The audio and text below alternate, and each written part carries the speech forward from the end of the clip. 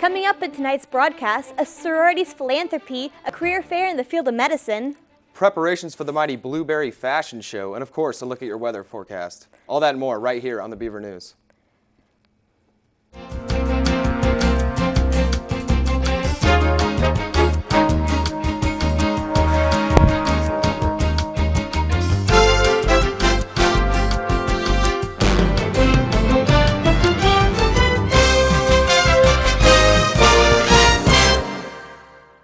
Good evening and welcome to your Wednesday night edition of the Beaver News. We're glad to have you with us. I'm Mary Johnson. And I'm Tyler Dahlgren. Kappa Alpha Theta is having their annual philanthropy this week. Iron Brawl started Monday and will go until this Friday. Proceeds of the event will go to the Court-Appointed Special Advocates, or CASA. Many different events will be happening this week, which includes a 1-hour Zumba class, a 5K run, and a flag football tournament on Friday at the IM Fields. Qdoba will be at the event, and 20% of the profits from the event will go towards Iron Brawl. The Greek houses are also competing this week for the most people to check in at the MU Quad. There's also a competition between Greek houses who has the most money in a coin jar that represents their house. That sounds like a lot of fun, Mary. I might have to stop by there and lend some support. Yeah, I heard rain's on the way, but the sun seems to be holding up. Well, let's look at your local weather.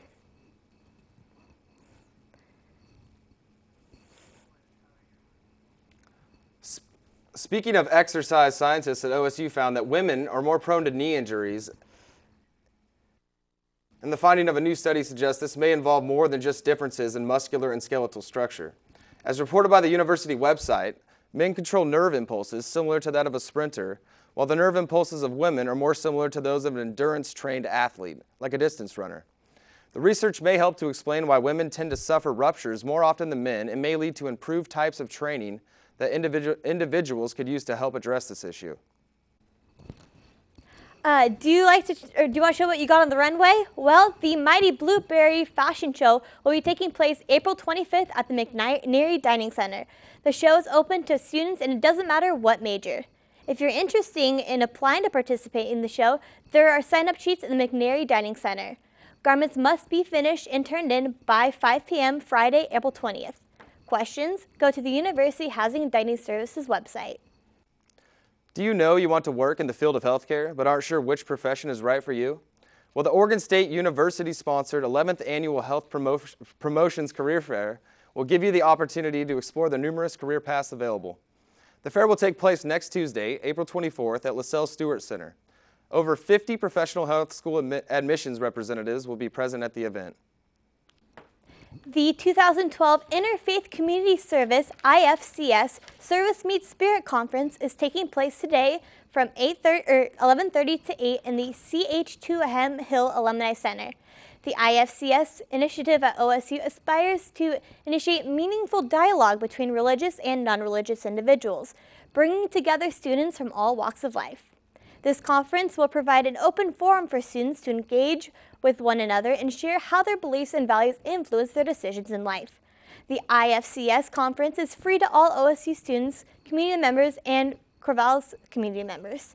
The focus of the workshop and during the conference is to engage with others in peaceful, productive conversation, and to validate that the spiritual journey is an important aspect of holistic development, particularly in higher education.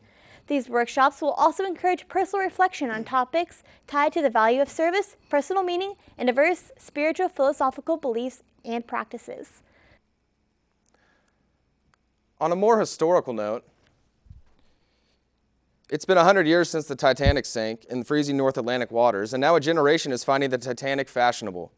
Gina Reeves DeArmond, a doctoral student at Oregon State, believes one of the ways people can appreciate the Titanic's history is through the clothes people wore on the ship.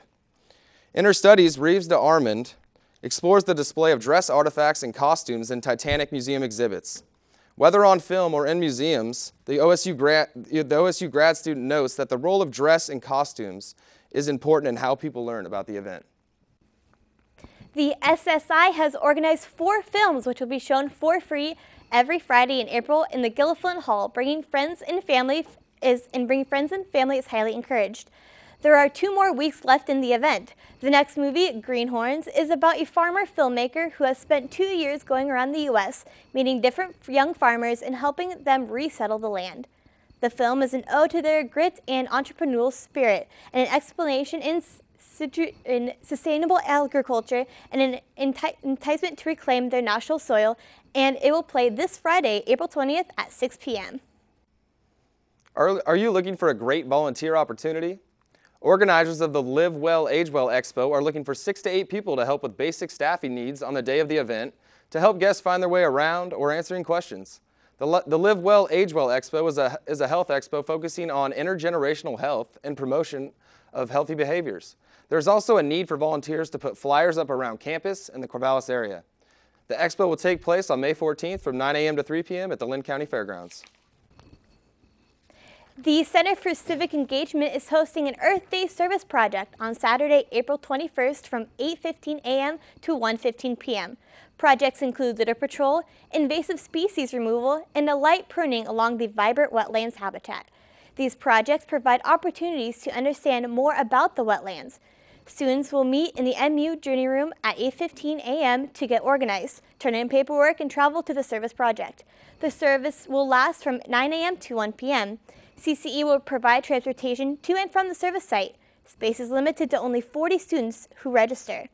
Participants will be required to complete liability waivers that will be emailed to you after registration. The Associated Students of Oregon State University will be holding their general election starting April 25th at 10 a.m. and will go through the 27th at 10 p.m. The 2 candidate pairs consist of Amelia Harris and her running mate Dan Cushing, and current Speaker of the House Drew Hallen, and his running mate Carly Olson. The first general election debate took place this afternoon, and there will be a second one on April 23rd in the MU. Make sure you vote for your favorite candidates and get your voice heard. So Tyler, do you plan on voting? Yeah, I'm definitely voting. It's it's a good way to get involved with the school. Great. While we go research the candidates, we're going to go to our first commercial break. Stay tuned. Welcome to the KBVR News.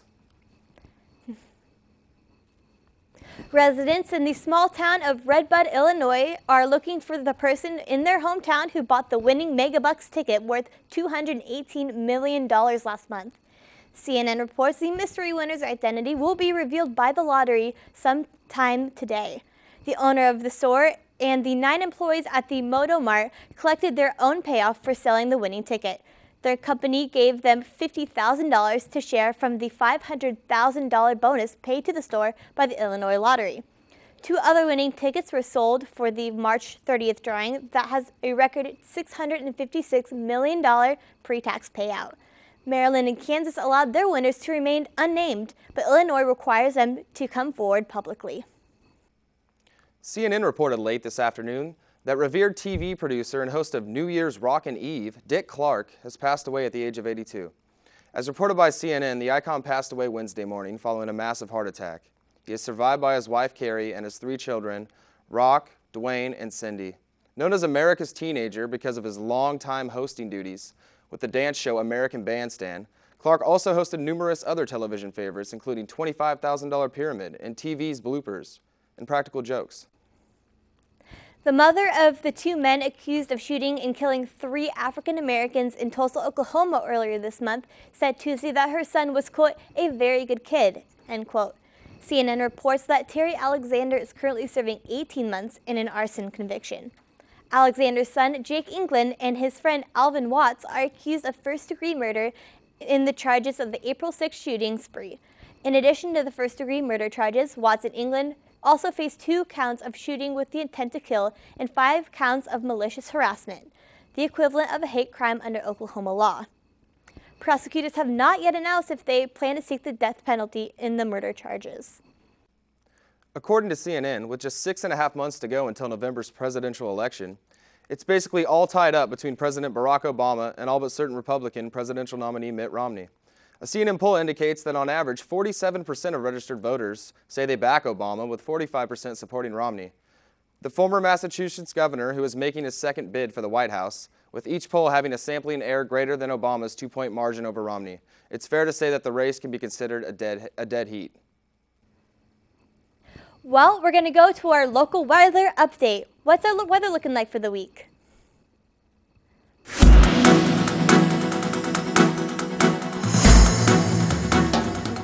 Hello, Corvallis. I'm Emily Shute, and tonight I have your 5-day forecast.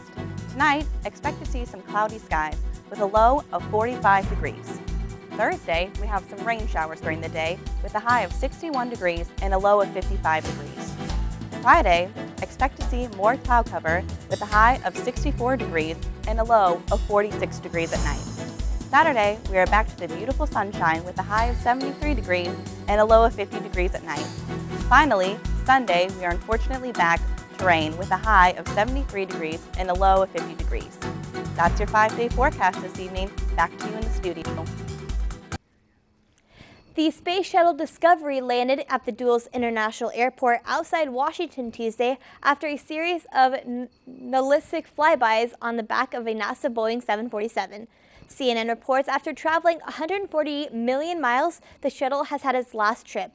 The last trek went from Florida's Kennedy Space Center to the Washington area, where it will spend its retirement as a museum piece. Some families camped out at the Space Center parking lot for a couple of hours to view the shuttle as it flew by. Cheers erupted when it did. With every step toward retirement, the shuttle fleet becomes more of a part of history.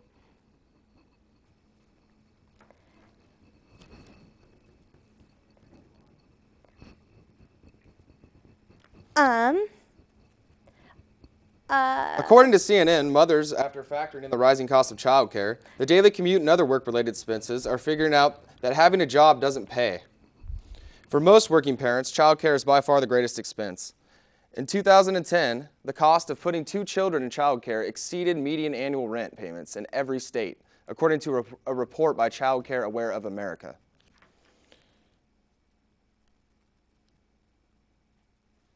Last month's employment numbers show that either as a result of layoffs, dismissals, or voluntary exits, roughly 177,000 women left the labor force in March, bringing their participation rate to a level not seen since 1993. Well, just goes to show you how hard mothers are working lately. Well, we're going to our next short break of the evening, but don't go away. We'll return for a look at sports and a look at your international news. Stay tuned. Welcome back to the Beaver News right here on Channel 26. At least 140 Afghan female students and teachers were sent to the hospital Tuesday after drinking poisoned water, reports CNN. Victims range from age 14 to 30 years in a school in northeastern Takhar province. No deaths have been reported, but half the victims lost consciousness, while others reported to suffer from dizziness and vomiting. The Taliban is said to have trained attackers. Local officials said that they are investigating the incident in the Rostock district school, where they are searching for the perpetrators. According to CNN, London is in the final straight of a long and often bumpy run-up to stages of the sporting showpiece, just 7 years after upsetting favorite Paris to win the right to host the 2012 Olympics. As the city marks 100 days to go until the opening ceremony on Wednesday, venues are on schedule and within budget. Tickets are selling out as quickly as they become available, and sponsorship revenue has exceeded expectation. Scientists recorded continuing volcanic activity in Mexico's Popocatépetl volcano. This volcano just sits southeast of Mexico City, and there are more than 19 million residents in the area. Local government officials and residents began taking precautions while schools in the zone near the volcano closed Monday, and the government is advising residents to close windows and avoid the outdoors. A low-amplitude tremor lasting 40 minutes early Tuesday morning was also felt, and the Center for the Prevention of Disaster said a 7-mile perimeter around the volcano has been cleared, and the Puebla state government asked residents to limit travel between cities near the volcano. The Los Angeles Times published photos today of U.S. soldiers posing with what the newspaper said were bodies of insurgents in Afghanistan, sparking outrage and condemnation from the U.S. military officials. According to a statement by NATO's International Security Assistance Force, the photos from incidents in 2010 represent, quote, a serious error in judgment by several soldiers who have acted out of ignorance and unfamiliarity with U.S. Army values, end quote. Reports that a military investigation is underway. An Italian woman kidnapped in southern Algeria over a year ago has been freed. CNN reports Maria Sandra Mariani was seized by Al-Qaeda in an Islamic Maghreb and Sub-Saharan offshoot in a terrorism network in the Algerian Sahara in February 2011. She is expected to return to Italy today. Her father in Tuscany wept for joy when he heard of his daughter's release. The Italian government has not given details of how Mariani's freedom was secured. Another Italian non-governmental organization worker, Roselle Uru, was kidnapped last Thursday by the same group and remains in their hands. She was abducted near the border of Mauritania. According to CNN, South Africans woke up this morning to the claim that a group of Soweto youths had filmed themselves raping a 17-year-old girl believed to be mentally ill. The cell phone video is said to have gone viral among school kids in the township south of Johannesburg, and the term #rapevideo was trending on Twitter in South Africa earlier today. The suspects, aged between 14 and 20, were arrested Tuesday morning and charged with kidnapping and rape. The girl's mother reported her missing on March 21st, and media reports suggest the police initially failed to open a missing persons case, but that they have since done so. Police suspect that the girl was kidnapped and turned into a sex slave. Anders Behring Breivik boasted Tuesday that he had carried out, quote, the most sophisticated and spectacular political attack in Europe since World War II, end quote, when he had killed 77 people in Norway last summer. CNN reports Breivik faces trial on charges of voluntary homicide and committing acts of terror in the July 22nd bombing in Oslo. 8 people died in the bombing in central Oslo, and 69 people were systematically gunned down at a youth camp on nearby Utula Island. Experts have given different opinions about Breivik's sanity, which will be a factor in determining what punishment he receives if convicted. Sentencing options could include imprisonment or confining him to a mental facility. Well, we'll end this program on a lighter note and throw it over to Tyler for tonight's sports stories. Tyler?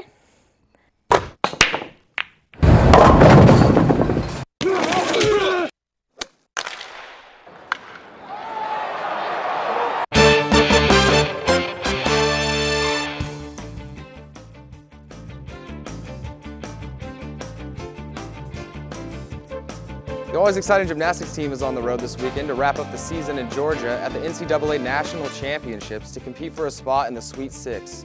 The Beavers' trip to Duluth marks the 7th straight appearance at the NCAA Championships and the team's 23rd total trip to the NCAA Championships. Competition begins Friday with the semifinal rounds of team competition. Oregon State is the 5th seed in the evening session beginning at 6 p.m. Eastern, with the top 3 finishers from each round moving on. Team finals will take place on Saturday, and individual finals are scheduled for Sunday. Good luck, ladies. The women's golf team is also showing considerable talent this year, and yesterday in the Pacific Coast Intercollegiate, the team was able to equal the second-best team round in school history. This strong performance was led by senior Whitney French and sophomore Sashia Tellez, who each shot a 270 for the final round. Combined with previous rounds, the team was able to finish 11th in the competition. The team has this upcoming weekend off, but will travel to Pullman, Washington next weekend to compete at the Pac-12 Championships. And finally, congratulations to the women's track team on an impressive showing on Friday in Monmouth at the John Knight Twilight hosted by Western Oregon University. Freshman Kylie Cook won her heat in the 400-meter dash, while senior Laura Carlisle finished second in the 800-meter run, and sophomore Erin Jones was able to finish second in her heat for the 1,500-meter run. The team will return to action tomorrow when they will have athletes competing at both the Mount Sac Relays in Walnut, California, and the Oregon Relays hosted by the University of Oregon. I'm Tyler Dahlgren, and this has been a look at Beaver Athletics. Well, that's all the news we have for you tonight. Make sure to tune in tomorrow at 7 p.m. right here on KBVR News, Channel 26.